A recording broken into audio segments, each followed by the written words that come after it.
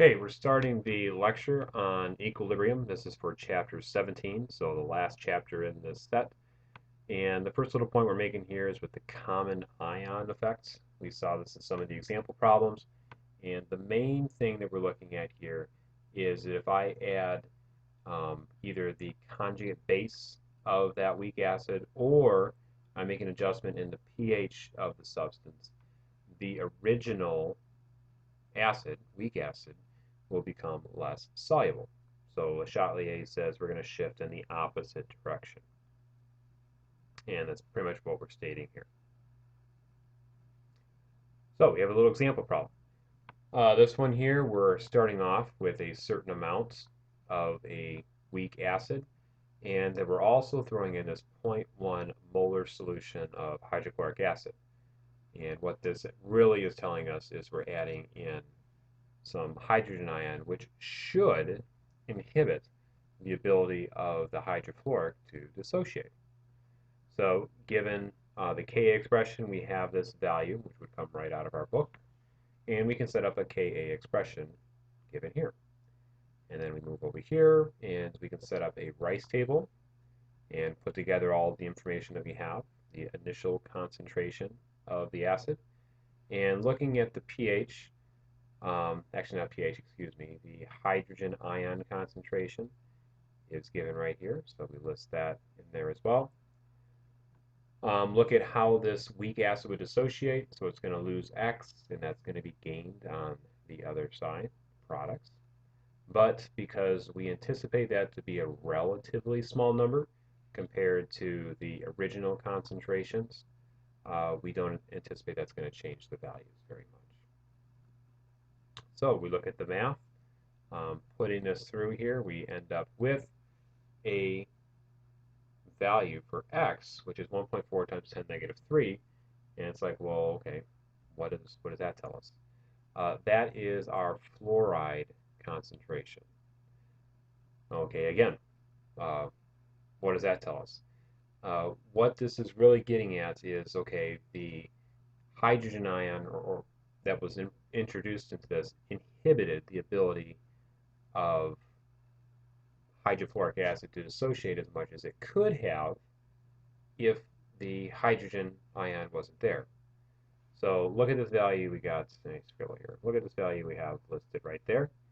And if we back up to this expression here and say, well, what if I didn't actually have 0.1 molar concentration of hydrogen ion? And we call this x squared instead. Well, we can redo the math. 0.2 times 6.8 times 10 negative 4. Take the square root of both sides, and what we would have ended up with is 1.2 times 10 to the negative 2. So if the hydrogen ion wasn't there, we would have had a larger concentration. So this indicates that, yeah, that hydrogen ion did inhibit the ability of the hydrofluoric to dissociate as much as it could have. Okay. And the last thing it said is, hey, figure out the pH. There you go.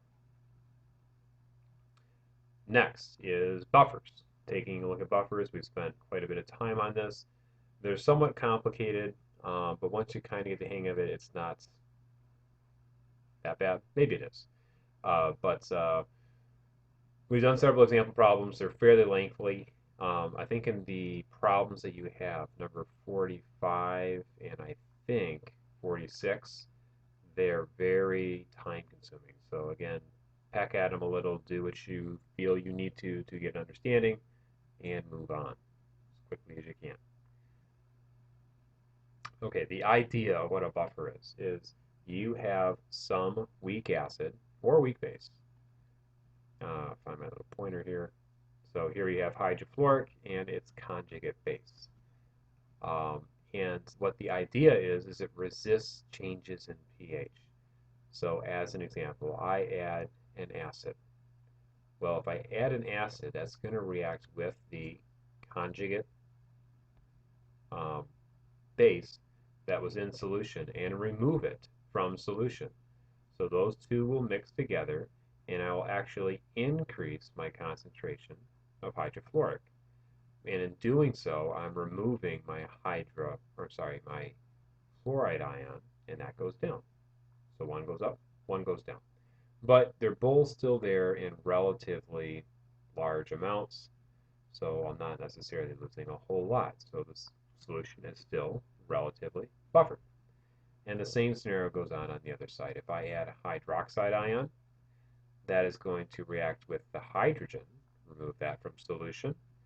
So now my hydrofluoric goes down and my fluoride ion goes up. But again, I still have appreciable amounts of both of these, so the solution is still relatively buffered. The idea is, as long as I have a good amount of both the acid and the conjugate base, I'm in good shape. And this is kind of stating all that information again. All right, calculations. We have, in this case, a weak acid dissociating in water. Again, we don't necessarily have to include the water for this type of a reaction, but it doesn't hurt. And we get our Ka expression. You can see where this is going.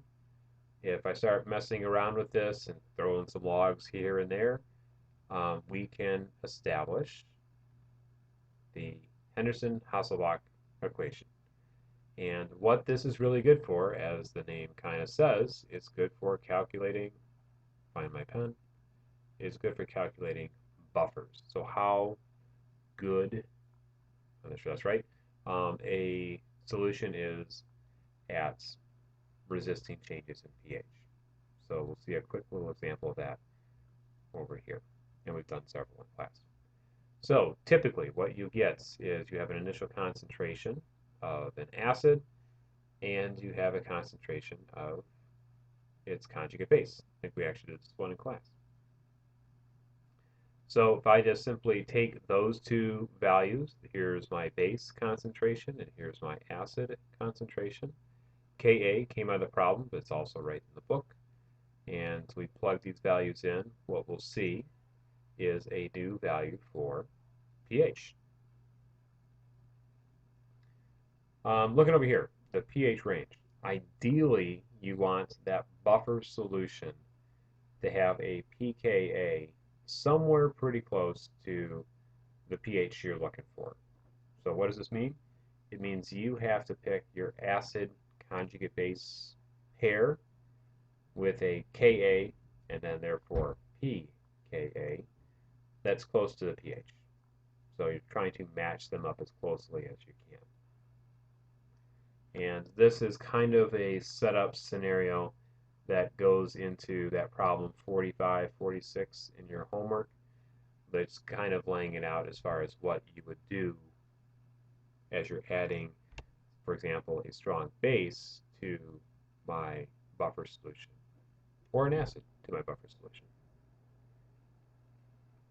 And this kind of mentions the same scenario here, as far as when I add, for example, 5 mils of a very strong 4 molar strong base to my solution, notice the change in my pH. I'm adding a really strong base here, 5 mils.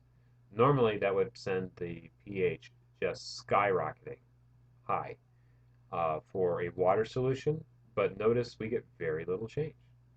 And the reason we get very little change is because this base is knocked out or neutralized by the weak acid. And we can do the same scenario down here. Well, actually, it does point it out. I forgot we even had this here. Is if I had just a neutral pH, unbuffered solution, and I added that base to it, we would have a very different scenario. So there we go. All right, here's another example of a solution, and notice we have 0.3 moles of acetic acid and 0.3 moles of sodium acetate. So equal amounts of acid conjugate base. That's good. Initial concentration or initial pH is 7.4 or 4.74, excuse me. So that's the pH that we're looking at. And we add some base to the solution. So how does this affect our pH? How much is it going to change? Well, let's pause here and we'll come back for the second part. We're about 10 minutes in, so I'm going to split it up. Probably may do about 2 of these. So come back and we'll see the second part in just a moment.